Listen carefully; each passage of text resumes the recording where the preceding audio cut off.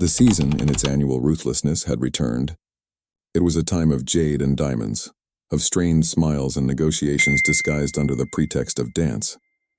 The English aristocracy, though exhibiting a posture of sublime indifference, moved with the agitation of sharks seeking prey, hefty dowries, ancient titles, and above all, the preservation of the lineage through strategic marriages. The pursuit was not for happiness, but for stability and status. Miss Anne Elmsworth, the youngest of the 6 children of the Earl of Elmsworth, was a poorly fitted garment in the tapestry of high society. At 24, she had been launched onto the marriage market for 4 consecutive years, only to be returned each autumn, untouched and further devalued. Her 5 sisters, all astonishingly beautiful and cunning, had made matches that cemented the family's position, each a triumph of social strategy. Beatrice, the eldest, boasted a wealthy viscount, though he was known for his irascible temper and notable ugliness, a small price to pay for financial security. Clara, a dark-haired beauty with calculating eyes, married a baron whose title was ancient but whose health was precariously new, promising a comfortable early widowhood. Anne, however, was the discordant note. She lacked the strident charm of Beatrice, who knew how to command a drawing room with her presence, nor the overwhelming beauty demanded by society. Where her sisters were opulent rubies and glittering emeralds, Anne was a pearl of soft, discreet luster, a quality that was, paradoxically, her condemnation. Her figure was slender, her brown eyes large and expressive, but her face tended toward paleness, which made her, in the cruel words of Lady Cowper, too pale to compete with the weight of the Duke's gold. She is the trim on a tapestry, never the central figure. She bore the burden of her rejection like a lead cloak, a weight stemming not from a broken heart over unrequited love, but from a profound existential humiliation. It was the shame of being a genetic miscalculation, the investment that never yielded a return. Her mother, Lady Elmsworth, no longer even bothered to scold her, treating her with an indifference that stung more than open criticism. That evening, the setting was the opulent residence of Lord Harrington, a mansion that smelled of beeswax, old traditions, and subtly monumental boredom. Anne was leaning against a decorative palm, a spot chosen strategically so that her presence could be easily overlooked. Her gown, a simple butter-yellow muslin, was a silent and nearly invisible protest against the profusion of garish colors and ostentatious silks surrounding her. She had mastered the art of protective invisibility. She observed her sisters as if they were specimens in a gilded cage. Beatrice, in a crimson taffeta dress that stole her minimal color, was laughing loudly at something the Marquis of Dorset had said. A rehearsed laugh that lasted exactly 3 seconds, followed by a perfectly synchronized sigh. Beatrice was the master of social performance. Clara was engaging in a conversation about botany with a middle-aged knight, her dark eyes calculating the value of his Hertfordshire estate, not the count of stamens on the flowers. Clara was the master of financial assessment. Anne sighed, feeling herself disappearing, becoming a figure in the wallpaper. She longed for her room, her German philosophy books, and the comforting scent of the kitchen. The orchestra's music shifted, an abrupt transition from a gentle minuet to a more imposing waltz. The entrance. The ballroom stalled, a rare phenomenon of unified silence and attention in high society. The Duke Martin of Castiglione. His fame preceded him with the weight of a gold shipment and the aura of mystery surrounding his title. He was known for his Italian dukedom and his vast wealth, built, it was whispered, through centuries of ruthless business and strategic lands. He was handsome in a dark, dangerous way, dark hair, chiseled features, and a magnetic presence that belied his isolation. His eyes, when fixed on someone, were like the beams of a lighthouse, cold and scrutinizing, as if analyzing the worth of their soul. He walked with a silent arrogance that stemmed not from vanity, but from deep distrust. Martin had come to choose a duchess, not to fall in love. His life was a lesson learned at the cost of betrayal. He expected greed, calculation, and falsehood in every woman of society. He had come to London with the sole mission of finding a partner who could manage his dukedom without robbing him. He's looking for a partnership contract, not a heart to dominate, murmured Lady Cowper, her lorgnette raised. He wants someone strong with an unshakable character. That Miss Elmsworth? She's too weak, too uninteresting. One puff and she'll fall. Martin observed the spectacle. The debutantes competed with a fervor he found repulsive. He saw the forced smile, the perfect posture, the exact tilt of the head to better expose the neck and inherited jewels. It was all a rehearsed lie, a ballet of hypocrisy. He was looking for a flaw in the matrix, a human error that could prove a sincere soul still existed in that jungle of ambition. He sought the crack in the armor. Anne, exhausted by her own invisibility and trying to avoid the gaze of an old baron who smelled of mothballs, took a step back, attempting to merge further into the palm's shadow. It was her mistake, a misstep. Her foot caught on the raised edge of the Persian rug. It was not a dramatic, destructive fall, but an embarrassing, prolonged stumble. Her hands flapping in the air in a pathetic attempt to regain balance. She managed to stay upright, but her breath was ragged, her face instantly flooded with a deep crimson of shame. Most people didn't notice, busy adjusting their own smiles for Martin. But Martin noticed. He saw the unscripted nature of her movement, the genuine panic, the struggle to avert disaster, and the instantaneous desire to disappear from the face of the earth. There was no performance there. There was only an awkward, unadulterated truth, the honest reaction of someone who could not control her interaction with the material world. Their gazes met across the sea of people. Her blush was like a fire on her pale face. Martin felt an unexpected tremor, not of immediate physical attraction but of intense intellectual curiosity. He had found his flaw, the pebble amidst the diamonds, the error that was, paradoxically, the only thing that wasn't forged. He began walking toward her, ignoring the debutantes who straightened up and smiled at him with desperate hope. His stride was deliberate and final, as if he were a judge calling the only witness who would speak the truth. He stopped in front of her. The difference in stature was enormous. Anne had to tilt her head considerably to look into his eyes, which were a sapphire blue, deep and, surprisingly, non-judgmental. Miss Elmsworth, his voice was a soft yet strong baritone, the Italian accent slightly evident, adding a layer of dangerous exoticism. "Allow me the honor of this dance." Anne was speechless. The entire ballroom gasped, surprise sweeping the room like a cold wind. She was the last person expected for his choice, the invisible girl who had just stumbled. She curtsied shakily, her heart beating like a war drum. "Your Grace, I feel profoundly honored." As he led her to the center of the floor, his hand on hers was firm and cool. He leaned close to her, his proximity electrifying, cutting through the surrounding noise. "Tell me, Miss Elmsworth," he murmured, his voice low, private, and with a hint of challenge. "All the ladies here are perfectly cut stones. Brilliant, expensive, but predictable.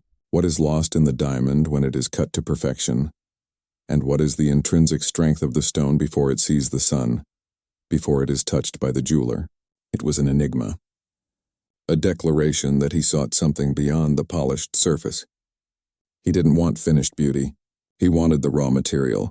Anne, caught between the dazzlement of his touch, the urgency of his question, and the pressure of London's eyes upon her, struggled to find an answer worthy of his complexity. Her mind, usually so quick, was overwhelmed by fear.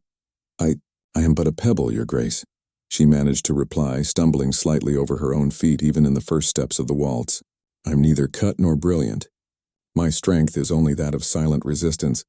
Martin smiled, a genuine smile that was more devastating than his previous seriousness because it was a glimpse into his soul. "Resistance is the first virtue, indeed, but your strength is greater. Consider the question deeply, Miss Elmsworth. What is the fundamental force, the one that remains immutable? I must find it, before society cuts it away completely and turns you into a replica of your sisters." They danced the waltz, and Anne momentarily forgot her awkwardness. She was guided by his strength, enveloped by his mystery, and by the growing conviction that he was looking not at her external flaws, but at her unexplored potential. The dance was not a performance, but a philosophical interrogation in disguise. The next morning was controlled chaos at the Elmsworth residence. The Duke had requested a formal audience. Anne's mother, Lady Elmsworth, was in a state of glorious hysteria, oscillating between hope and utter disbelief. "It is Beatrice, surely. It is a confusing formality," cried Lady Elmsworth, dressed in a crumpled satin dressing gown, her face pale with anxiety. The Duke made a lapse, saw Anne by mistake in the dim light, and now he will come to formalize his choice of Beatrice, our family jewel. Or perhaps Clara. It cannot be Anne, our social defeat. The 5 sisters were impeccably dressed, lined up like a regiment of beauty and ambition in the great drawing room, each practicing her most modest and intelligent smile. Their nerves were as visible as their borrowed diamonds. Anne was instructed to stay in her room, so as not to contaminate the occasion with her disorganized presence and her tendency to destabilize things. She obeyed, but her heart continued to pound with Martin's question, "What is the intrinsic strength of the stone?" Anne was not a formal academic, but she was a voracious reader of philosophy, geology, and botany. She knew that the strength of a material, like that of diamond, lay in its internal structure, its capacity to withstand extreme pressure and temperature without fragmenting. It was not beauty but atomic coherence. While the family waited for the Duke upstairs, Anne could not bear the oppressive perfume of lavender and ambition. She slipped down to her secret sanctuary, the kitchen. The kitchen of Elmsworth House was a world of honest chaos and warmth. It was governed by Cook, a large, affectionate woman with strong arms and a deep knowledge of oven alchemy. Cook loved Anne with the silent dedication of one who sees true kindness behind status. "Miss Anne, your place is not here today. Go upstairs, for heaven's sake. Don't stain your future with bacon grease," Cook whispered, wiping her hands on a dishcloth, her face red from the heat of the fire. "No, Cook," Anne smiled, the scent of nutmeg, melting butter, and fresh bread calming her. "I feel true here. I'm making the crystallized violets for tea today. They are difficult, demanding almost surgical precision, and I need to concentrate. If I do this well, I am good at something. Here the rules are clear. Unlike the rules of the ballroom, Anne loved the precision of confectionery. It was the opposite of the ballroom. If she followed the instructions with utmost rigor, the results were guaranteed. She handled the delicate flowers and hot sugar with a focus that was the antithesis of her public clumsiness. It was her secret world of quiet competence. The Duke of Castiglione arrived punctually in a carriage that was indeed lined with velvet and gold. His arrival an event that made the neighbors peer through their curtains. The meeting in the great drawing room was a theater of horrors for Martin. The Earl and Countess paraded their daughters with a commercial frankness that disgusted the Duke. Dowries were discussed with the same coolness one would discuss the price of meat in the market. Beatrice spoke of her knowledge of riding and her vast social network, her voice slightly shrill and rehearsed. Clara demonstrated her command of Italian and her ability to manage large estates, citing wool prices and agricultural yields. The Duke observed it all, his expression vacant. "They are impeccable," he commented, his voice controlled and polished like a sword, perfect down to the last hair and dowry. "Their education is the envy of Europe, my lord. They are all artistic representations of the ideal." The Earl smiled, beaming with hope. "Then, your grace, what is your choice? The Duke of Castiglione deserves only the best of the Elmsworths. Which of our rarest flowers will you take?" Martin set down his Sèvres porcelain teacup with a small, final click that echoed in the tense silence. "I agree, I deserve the best. But I fear you have only presented me with half of your daughters, my lord. One is missing. The one who was unprepared for the audience." The silence that followed was awkward and heavy. The five sisters exchanged looks of confusion and disdain. "Your Grace, I believe you are mistaken. These are my daughters of marriageable age, ready and presentable," the Earl said, tight, his smile wavering. "Unless you refer to Anne," Lady Elmsworth whispered, her tone indicating that her name was almost an obscenity, or at least an unfortunate error she hoped he hadn't noticed. Martin's gaze was icy, fixing upon the Countess. "I refer to the young lady who has the courage not to compete with her sisters. The young lady who wears the color of a buttercup, who smells of books instead of expensive perfume, and who seems to lack the innate ability to move without dancing with the floor. Where is the Miss Elmsworth in the yellow dress?" A frantic search ensued. The Countess, humiliated, rushed down the hall. Anne was found in the kitchen, her simple apron dusted with a fine layer of crystallized sugar and almond flour, the sweet, complex scent of violets lingering in the air. Lady Elmsworth stumbled to the kitchen entrance, horrified by the smell and the sight of her daughter. "Anne, get out of here! You are embarrassing us to the grave." "Go upstairs and dress decently." Martin appeared. He walked into the kitchen, ignoring the Countess and the obvious disgust of the sisters. The smell of hot spices and fresh earth from the garden was a stark contrast to the artificial perfume, wax, and scent of the great drawing room. He stopped, his gaze not on the dirty floor or the sweating cook, but on Anne, who was paralyzed with shame, her eyes huge and bright. He ignored her mother, her father, and her five sisters, who were now all huddled in the kitchen entrance, their faces a gallery of horror. He approached Anne. He reached out and gently took a piece of crystallized violet from the tray, eating it slowly. His face softened, an expression of genuine pleasure. "This is the most honest delicacy I have ever tasted, Miss Elmsworth. Neither too sweet nor weak. Created with undeniable dedication and precision. It requires patience and a mental focus that your external chaos does not reveal. External chaos is your cloak." He took her hand, which was warm and slightly sticky with sugar, a contrast to the coolness of the white gloves. "The enigma, Miss Elmsworth. The strength of the stone before it sees the sun. Think on this. Why does it resist? What is its core?" Anne looked up at him, her eyes locking onto his, ignoring the surrounding horror. Her voice was low but firm, found through her inner conviction. "The strength of the stone, Your Grace, is its integrity," she answered, citing her philosophical and geological reading. "It is its fundamental quality, the way it clings to its atomic structure, despite all external forces of pressure and temperature. Diamond is the hardest material on Earth because it has perfect integrity, a cohesive, unbreakable union of its atoms, untouched by cutting or polishing. It is its unadulterated truth." Martin squeezed her hand. It was an answer that went beyond the social, touching his profound need for truth. It was confirmation of what he had seen in her stumble. He turned, his face cold and final, to the Elmsworth family, who were trembling with fear and hope. "My lord and my lady, I will not accept any of these perfectly cut ladies. I desire the integrity, the unadulterated truth, and the resistance of Miss Anne Elmsworth. I ask for her hand in marriage, and I will not accept it otherwise. I will take the only one who did not try to sell me her dowry, but who offered me her soul." The sound of panic and glory in the great drawing room was deafening. The Duke had made his choice. The engagement of Anne and Martin was the biggest social scandal of the season, surpassing even the Earl of Rutland's quarrel over a chorus girl. The news spread like wildfire. The Duke had chosen the uninteresting youngest daughter. The rumors were poisonous. She had bewitched him. He was mad. She was, in fact, secretly one of Europe's great heiresses. Martin, however, insisted on a prolonged courtship. He did not just want the marriage agreement. He wanted emotional conviction and the consolidation of trust. They began meeting in a small, forgotten secret garden on the Elmsworth estate. It was a neglected place, hidden by an old laurel hedge and a crumbling stone wall, where the flowers grew wild and stubborn, and ivy took over forgotten statues. For Anne, it was the only place of freedom without judgment in her home. Their first formal meeting in the garden was cautious. The second, a comic tragedy that sealed their destiny with the indelible stain of humanity. Anne, determined to prove she could be the perfect duchess, attempted to serve tea with the elegance her sisters displayed.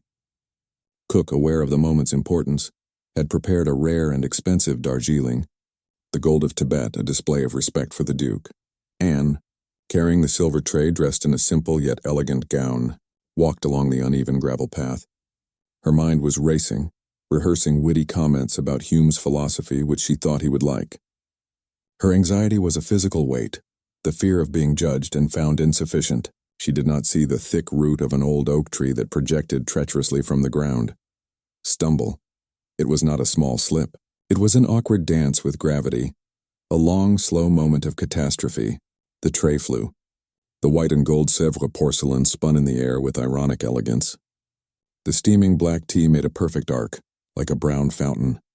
Martin, sitting on a stone bench reading, reacted with the speed of a hunter's reflex. He leaped not to save the tea but to save Anne. He caught her before she violently hit the stone wall, pulling her into the comfort of his chest. The tea, the real expensive Darjeeling, flew onto the front of his white riding breeches, leaving a dark, viscous, permanently offending stain. The porcelain shattered on the gravel floor with a lamentable sound. Anne pulled away, her hands over her mouth. She was on the verge of tears, her face pale and horrified. Her clumsiness had ruined a perfect moment and stained her fiancé. "Oh, Your Grace. Martin, I am so sorry. I am a calamity. I am a walking disorganization. I am not suited for your home or your life. I ruined your suit. It is proof. I am my own confirmation of failure, of inadequacy." Martin looked at the stagehenu in profound distress. She was more concerned about the stain on his fabric than her own scraped knee. And then he laughed. It was an explosive, unrestrained laugh from his belly, the kind of laugh he hadn't felt in years, free from cynicism. "Anne," he gasped, wiping a tear of amusement from the corner of his eye. "This Darjeeling tea stain is the most honest moment of my entire season. It is proof that your mind is thinking of 10 things more important and more complex than your feet. And my breeches. Well, Anne, I can buy a continent of white breeches, but I cannot buy such a genuine reaction, nor the terror of a duchess who cares about my clothes. Please sit down. He sat down, completely unconcerned with the gravel or the stain, and pulled her to sit beside him despite the shards. Call me Martin, Anne. We are no longer strangers. And your awkwardness, he continued, his tone softer, almost paternal. It is your protection. It is your innate way of repelling those who only care about external perfection. It is a character filter. Anne felt herself melting into his kindness and understanding. He was not judging her. He was understanding her defense mechanism. He then shared the bitter cynicism that governed him. My first fiancée, he confessed, his eyes dark and distant looking into the void. Lady Serena. She was perfect.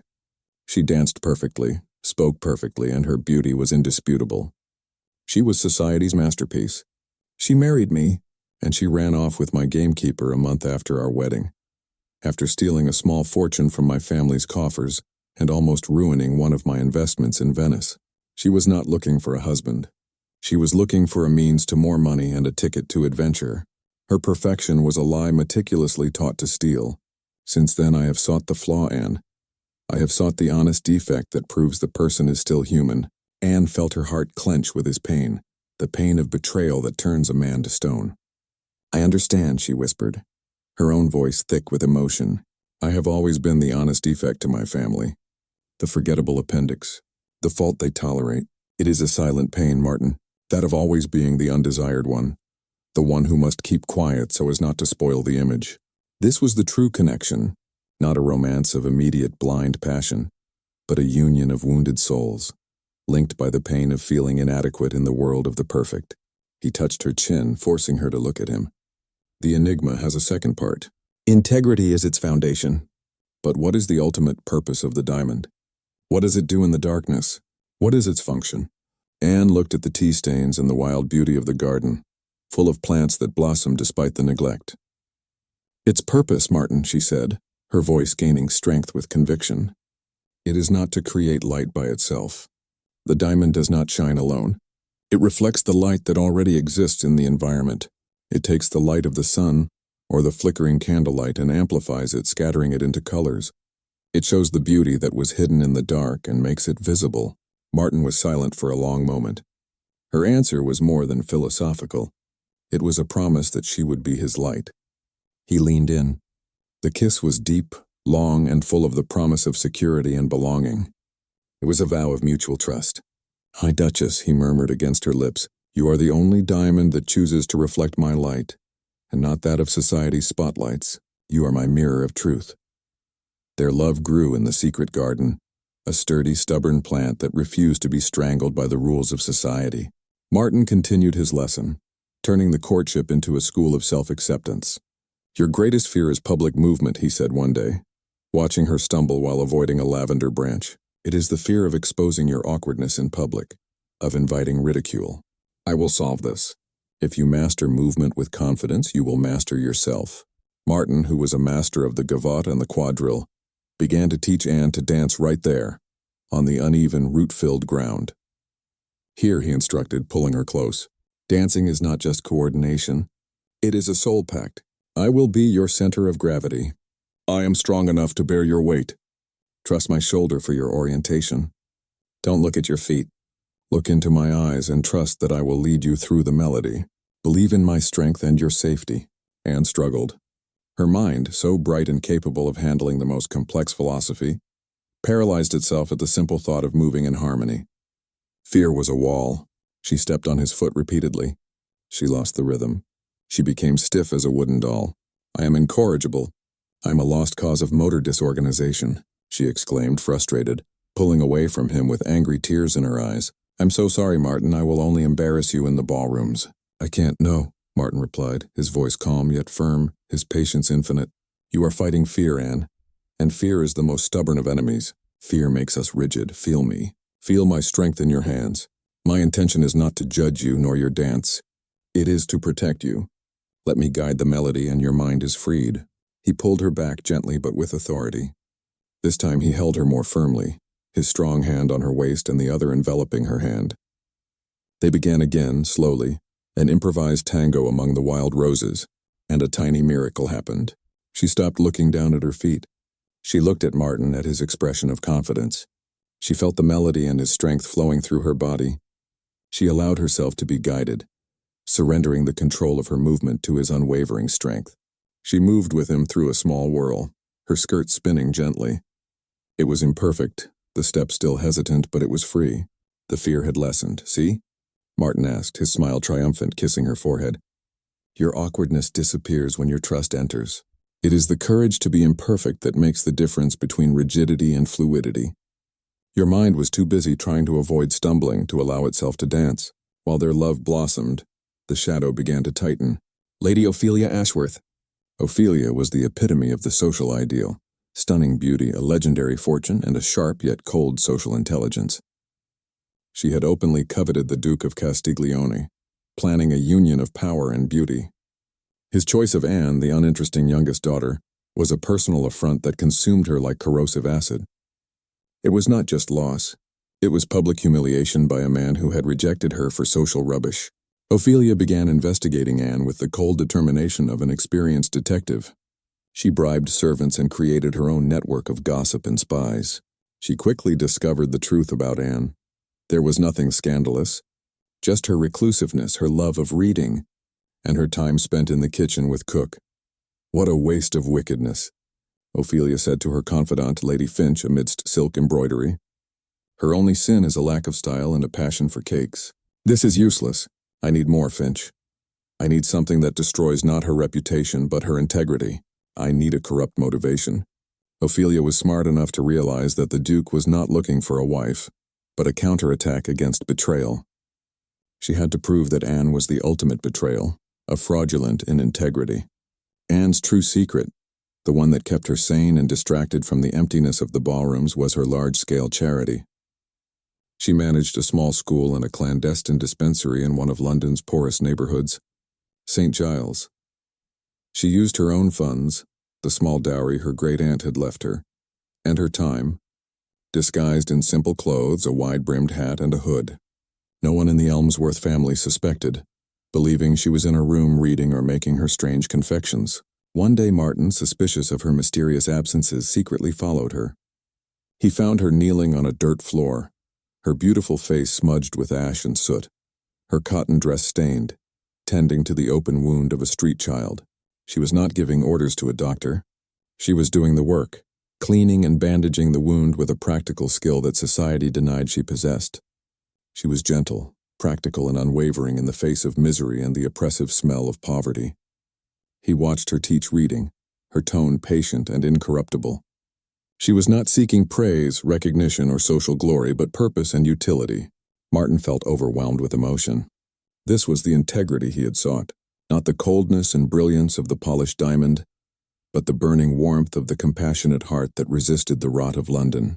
When they met in the garden the next day, Martin did not say a word about what he had seen.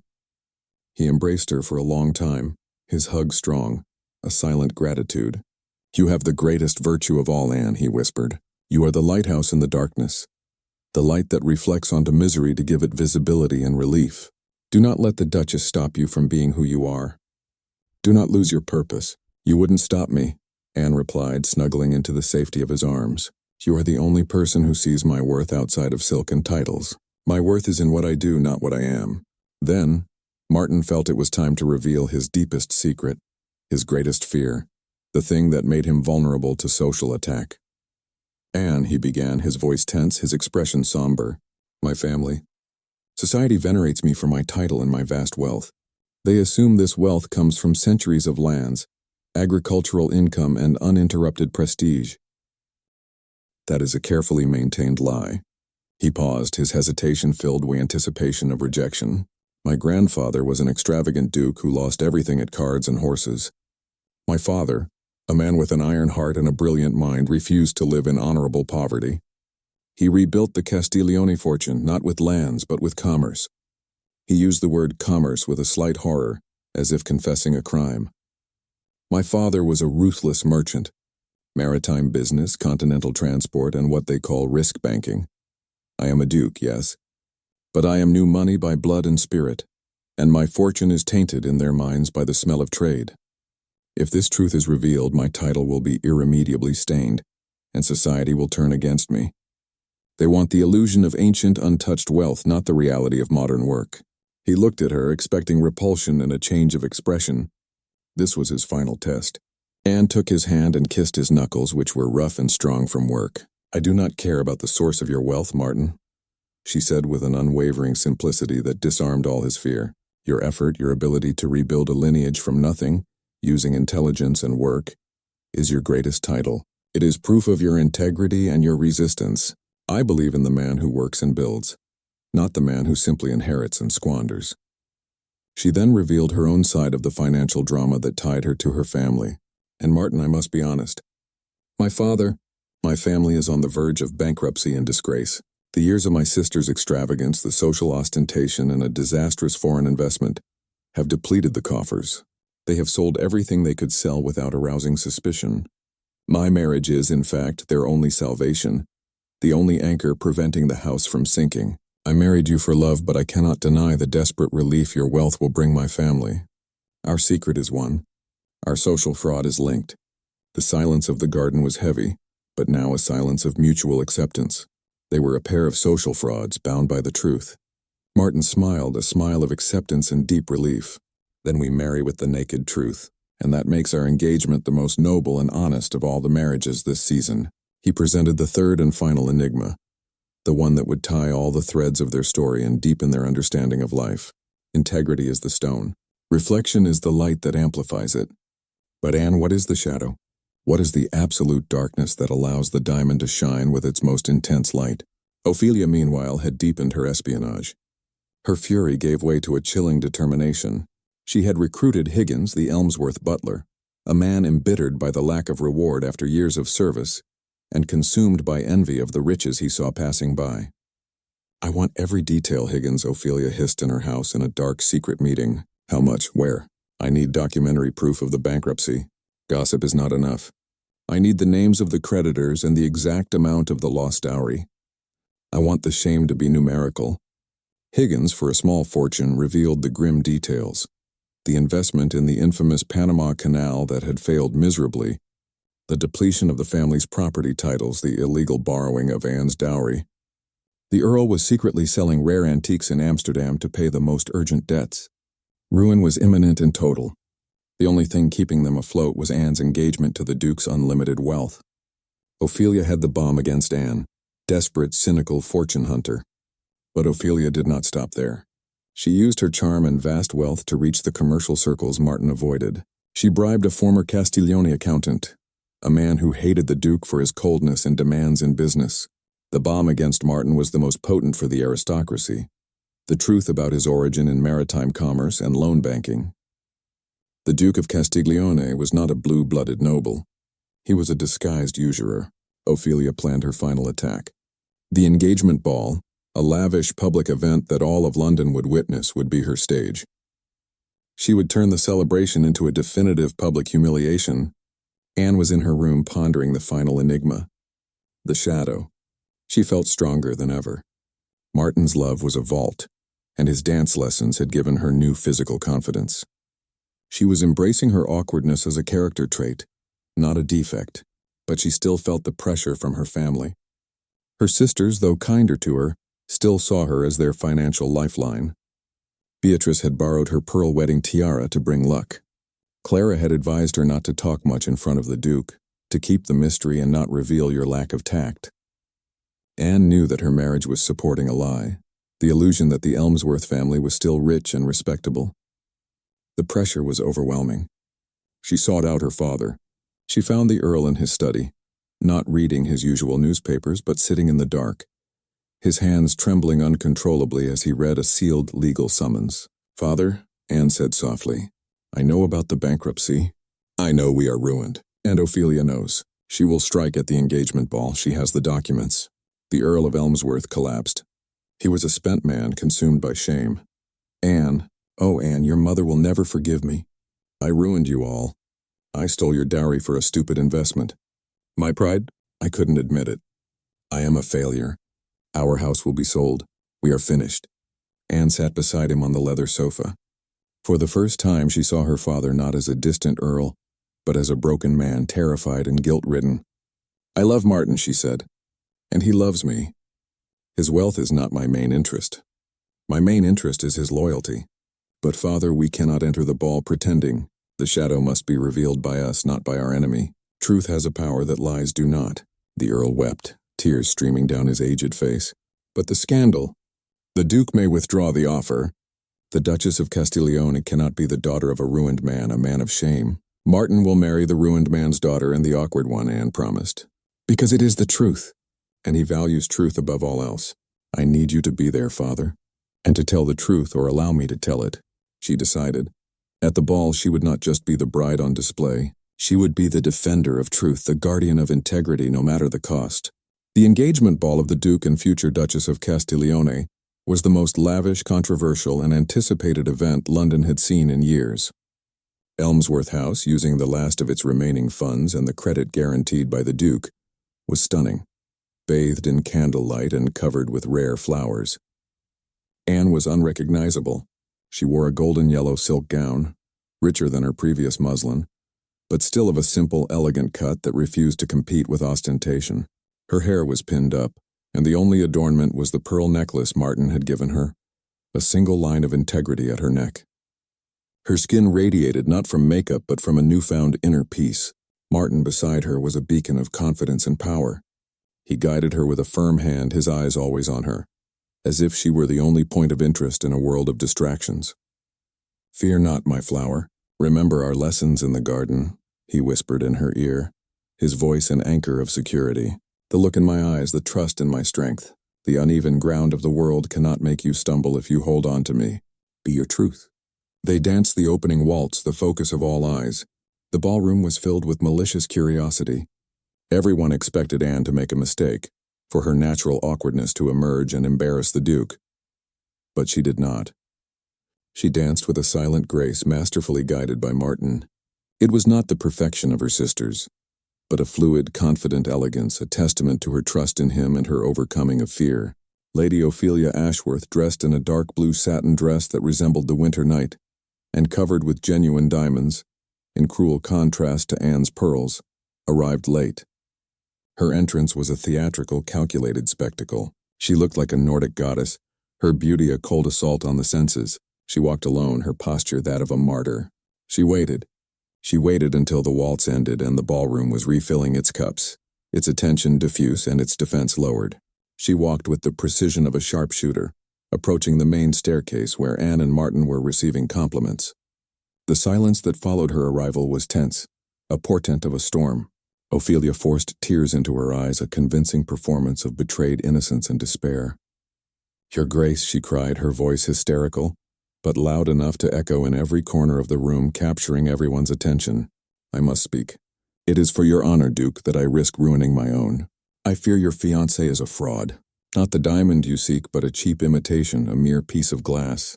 The Countess of Elmsworth gasped, the sound echoing. The sisters turned pale. Anne remained motionless, her hand tight in Martin's.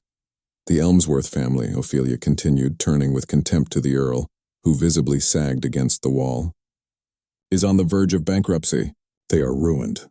The dowry they promised is a sham, and they are marrying their daughter to your coffers. Anne Elmsworth is nothing more than a desperate fortune hunter. She married you for your money to save her disgraced name." The shockwave was deafening. People murmured, aghast. They pointed at the Earl, whose ruin was now public. Martin looked at Anne, his blue eyes questioning, waiting for her truth. Anne did not waver. She nodded slowly, her voice low, yet firm, unapologetic. "It is true, Resort. I did not deceive you." Ophelia smiled, a cold smile of triumph. She thought she had won the first battle, but Anne had stolen her first blow, confessing her truth with dignity.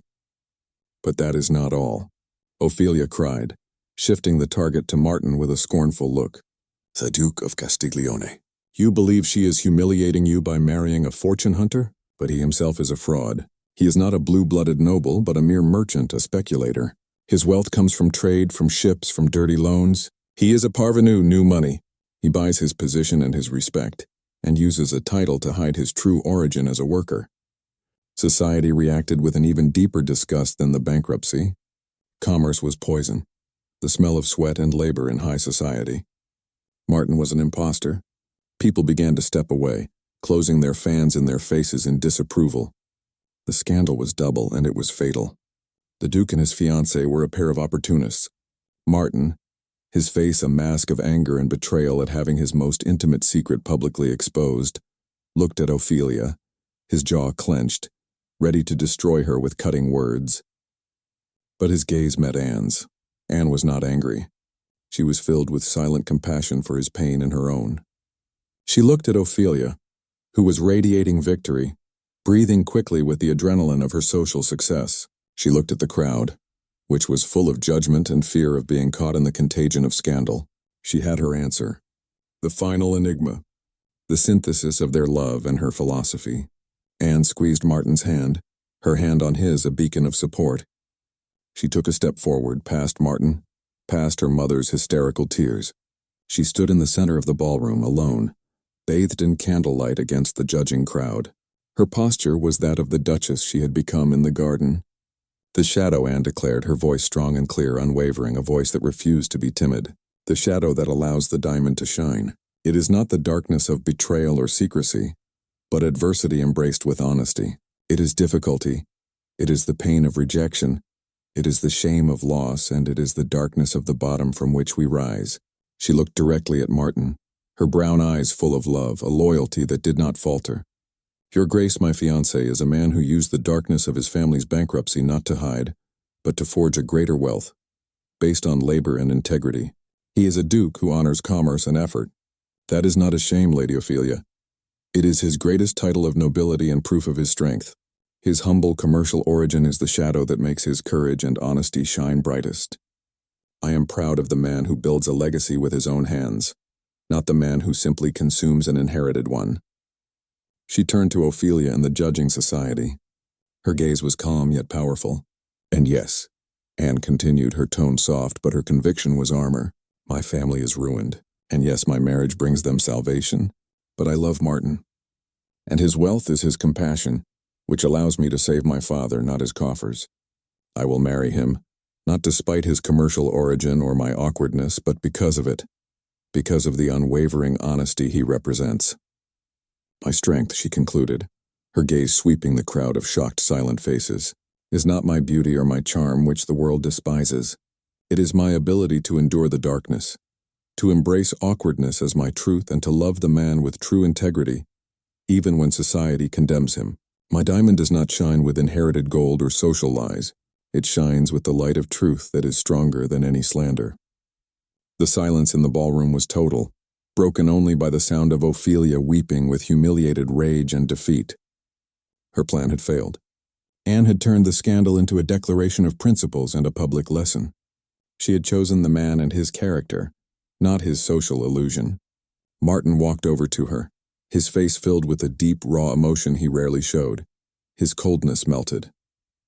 He held her by the waist, lifting her slightly in the air, and kissed her in the middle of the ballroom. It was a long, passionate, and public kiss, a total denial of society's rules and a declaration of war on hypocrisy. My Duchess, he whispered, his voice hoarse with love. You are the diamond that withstood all cuts. You are my greatest triumph and the only truth I will ever need in my life. The immediate social reaction was brutal ostracism. Society, unable to forgive its own humiliation and the transgression of its rules, closed its doors. Invitations were burned. Newspapers were filled with veiled slanders and old condemnations, labeling Martin the banker with a crown and Anne the clumsy beggar. Martin and Anne were abandoned. But their love, forged in crisis, was unwavering. It doesn't matter, Martin told Anne the next day as they watched the refused invitation letters consumed by the flames in the fireplace, the smell of burning paper liberating. I don't need them. I have my commerce and my integrity. And I have you, Anne.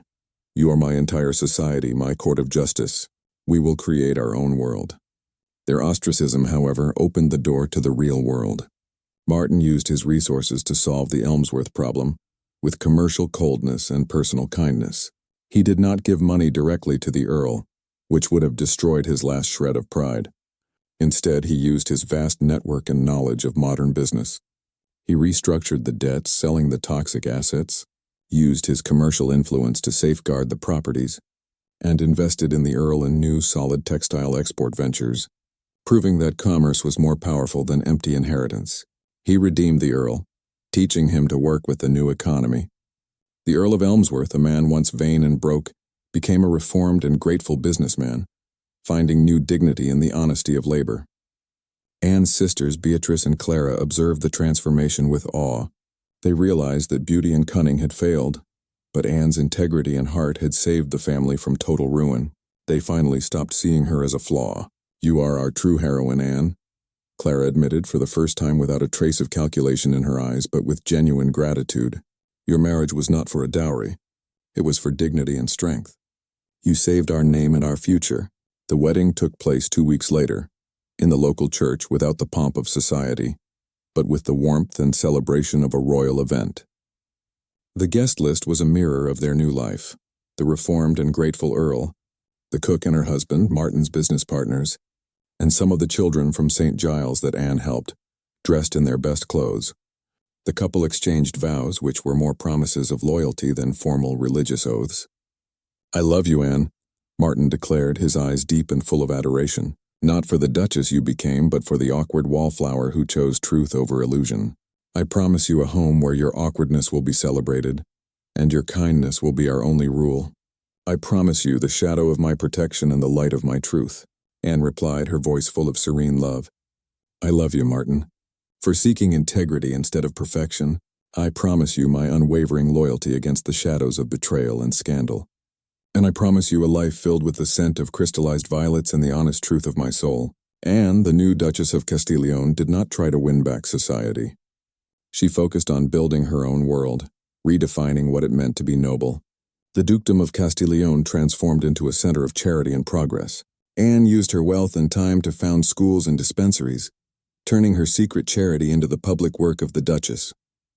She funded a hospital ward for the poor in St. Giles, and used her influence to reform working conditions in Martin's ports.